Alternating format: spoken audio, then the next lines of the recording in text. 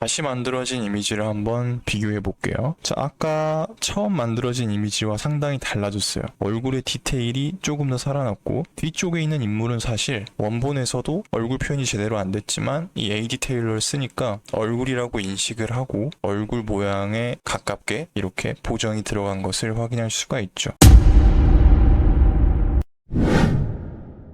안녕하세요. 이번 시간에는 스테이블 디퓨전에서 이미지 투 이미지 영역의 스케치를 어떻게 사용하는지 설명을 해보겠습니다. 스케치는 말 그대로 우리가 간단하게 그린 스케치 느낌의 이미지를 조금 더 개선해 줄 수 있는 이미지 투 이미지 작업이라고 생각하시면 됩니다. 하지만 그 근본은 사실상 이미지 투 이미지와 크게 차이가 없으니 이미지 투 이미지에 대해서 아직 감을 못 잡으신 분은 제가 이미지 투 이미지 설명 올려드린 것을 먼저 참고해 보시기 바랍니다.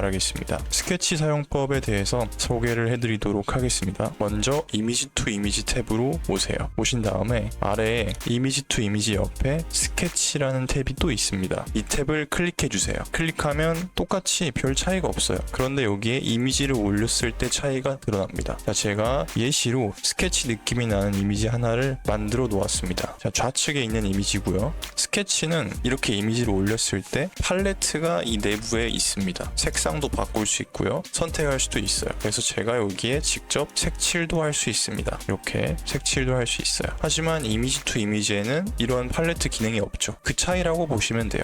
바로 즉흥적으로 내가 색깔 같은 거를 입혀서 변화를 확인해 볼 수 있는 거죠. 네, 그래서 똑같이 이미지 투 이미지에서 적용하듯이 값들을 지정해 주면 돼요. 자, 값들을 한번 지정해 볼 건데요. 아래로 내리시면 이미지 투 이미지와 설정이 모두 같습니다. 그래서 리사이즈 모드는 just 리사이즈로 전환할 거고요. 샘플링 메소드는 dpm sd 카라스로 주고 스텝은 30이고 이 이미지 크기를 확인해야 되니까 삼각대 모양 클릭해 보면 이 이미지 사이즈가 512 곱하기 512 사이즈라는 것을 알 수가 있죠. 그리고 딱 한 장만 확인을 해보겠습니다. CFG 스케일은 그대로 두고 디노이징 스트렝스는 이게 정말 중요하다고 했죠. 이 이미지에서 어느 정도 변화가 있어야 되잖아요. 그래야 이런 스케치 느낌이 좀 덜하고 사람들이 바뀔 수 있으니까 그래도 이미지 틀은 덜 바뀌면서 체크 포인트 느낌을 섞을 수 있도록 0.45 정도를 줘보겠습니다. 그리고 프롬프트는 소년이 수트를 입고 웃고 있다 이 정도만 써볼게요. 여기 소년이 2명 있네요. 그러면 2명의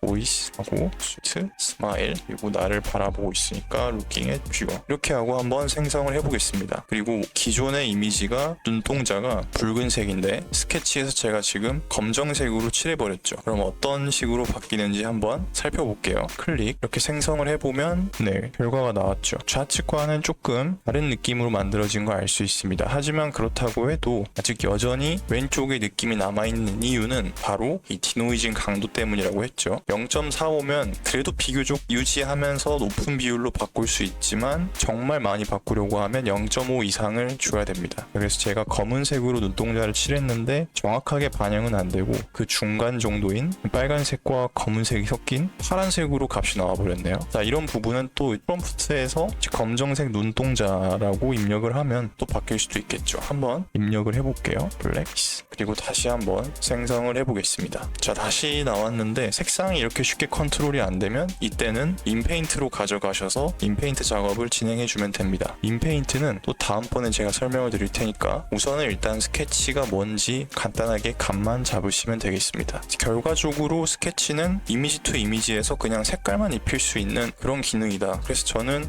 그림을 못 그리기 때문에 스케치를 사용하지 않습니다. 하지만 직접 그림을 그려서 뭔가 생성해 보시는 분들은 스케치가 유용할 수도 있겠죠. 자, 보시면 좌측의 의상이 우측에 조금 더 깔끔하게 스타일이 잡힌 걸로 확인할 수 있어요. 그리고 지금 얼굴이 뒤에 있는 사람은 잘 안 잡혀 있는데 이때 AD 테일러를 쓰면 뒤에 있는 사람 얼굴까지 잡아서 좀 깔끔하게 나올 수도 있겠죠. 해보겠습니다. AD 테일러 체크를 해주고 다시 생성을 해볼게요. 다시 만들어진 이미지를 한번 비교해 볼게요. 자, 아까 처음 만들어진 이미지와 상당히 달라졌어요. 얼굴의 디테일이 조금 더 살아났고 뒤쪽에 있는 인물은 사실 원본에서도 얼굴 표현이 제대로 안 됐지만 이 AD 테일러를 쓰니까 얼굴이라고 인식을 하고 얼굴 모양에 가깝게 이렇게 보정이 들어간 것을 확인할 수가 있죠. 이렇게 오늘은 스케치는 어떤 것이 무엇인지 이 스케치의 기능에 대해서 한번 알아보았습니다. 개인적으로 저는 스케치는 사용하지 않고요. 이미지 투 이미지와 인페인트 영역에서 사용을 합니다. 왜냐하면 제가 이렇게 눈동자를 칠했는데 이 색깔 인식도 100%도 되는 게 아니거든요. 그래서 뭔가 감을 잡을 때 또는 그림을 그리시는 분들은 스케치라는 기능이 유용할 수도 있습니다. 하지만 저처럼 이제 그림을 잘 못 그리는 사람에게는 차라리 인페인트 작업을 해서 원하는 부분만 따로따로 수정을 하는 게 훨씬 더 효율적이라고 생각이 됩니다.